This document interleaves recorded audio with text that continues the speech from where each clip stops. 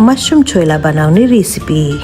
सुरुमा मजाले धोएको मसरुमलाई अलिकति तेलमा फ्राई गर्ने।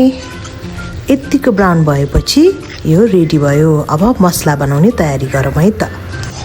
मैले चाहिँ गोलभेडा पोलिसकेको छु। अब चाहिँ अलिकति तेलमा अदुवा, लसुन, खुर्सानी र जिरा चाहिँ भुटे। यसमा चाहिँ तपाईहरूले टिमुर पनि राख्न सक्नुहुन्छ।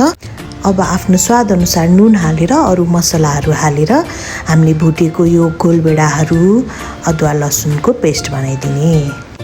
अब अघि रेडी गरेको मसरुममा प्याज, धनियाँ पेस्ट हालेर मोल्दिने, मजाले मोल्दिने। अब यतिको मोलिसकेपछि एउटा प्यानमा तेल तताएर मेथी फुराउने।